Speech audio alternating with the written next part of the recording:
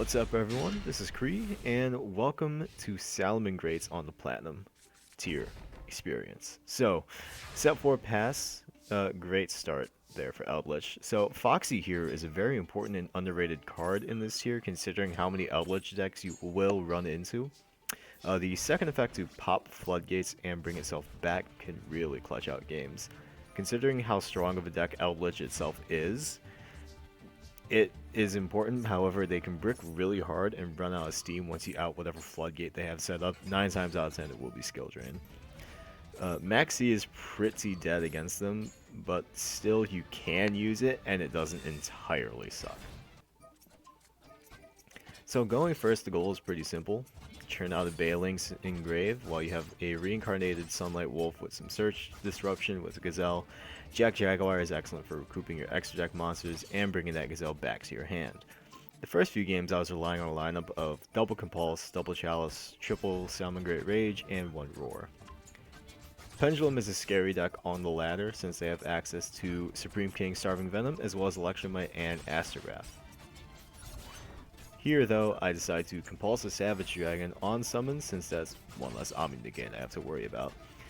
There, the Astrograph gets searched, and then the Violet Poison goes off, but that triggers the Gazelle on resolution, allowing me to send Falcon straight from the deck to retrieve the Roar, which is very important the following turn since the Pendulum player has ran out of gas.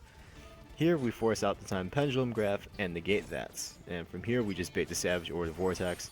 Vortex doesn't destroy due to Balings, and the Crusadia Reclusia will seal out the game for me.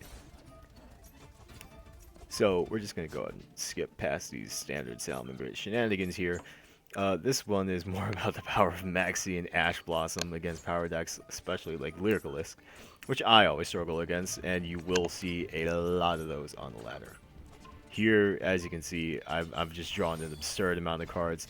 The Zeus does come down and clear the board, however, Gazelle, Falco, resetting Sanctuary this time, and they will just scoop it up there, because, well, one Zeus with a Baling's Engrave already is just too much for them to deal with.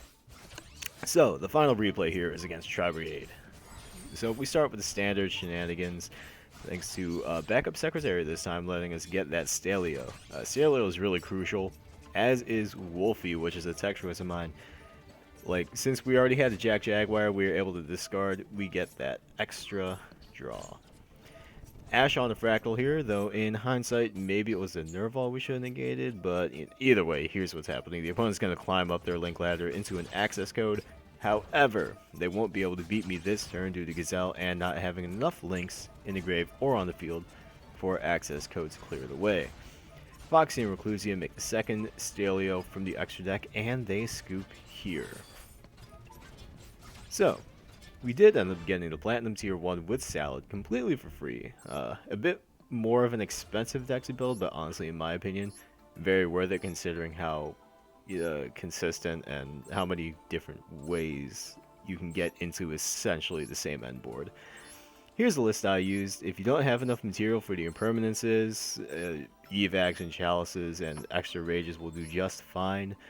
Probably consider making room for the second roar, but that is entirely up to you.